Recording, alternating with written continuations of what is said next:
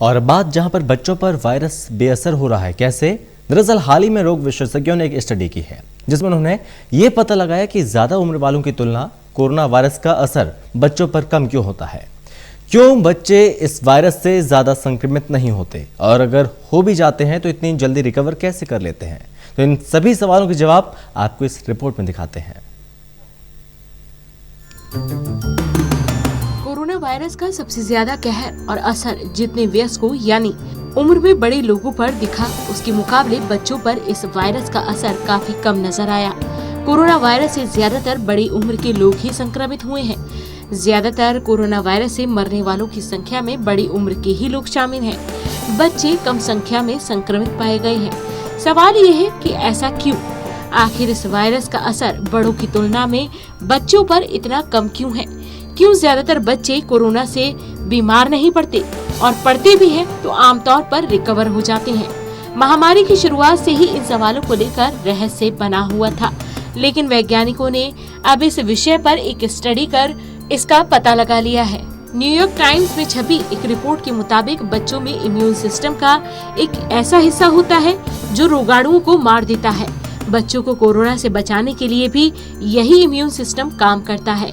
Science translational medicine journal में प्रकाशित study के मुताबिक जब तक कोरोना वायरस बच्चे के शरीर को नुकसान पहुंचाना शुरू करता है, उससे पहले ही इम्यून सिस्टम का ये खास ब्रांच कोरोना को मार देता है।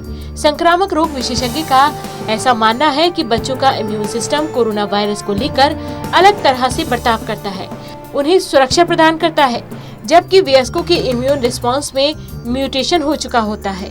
इस स्टडी के मुताबिक जैसे ही अपरिचित रोगाणु शरीर के संपर्क में आते हैं, बच्चों के इम्यून सिस्टम का एक हिस्सा कुछ ही घंटों में प्रतिक्रिया देना शुरू कर देता है। इसे इनेट इम्यून रिस्पांस के नाम से जाना जाता है। शरीर को सुरक्षा देने वाला इम्यून सिस्टम तुरंत ही वायरस से लड़ता है और बैकअप के लिए भी सिग्नल भेजने लगता है। इसलिए इनका इम्यून सिस्टम तेजी से सुरक्षा प्रदान करता है। रिसर्चर्स ने इम्यून सिस्टम को समझाने के लिए एक स्टडी भी की है, जिसे उन्होंने इस बात का पता लगाया है कि कैसे यह वायरस बड़ों की तुलना में बच्चों को कम प्रभावित करता है।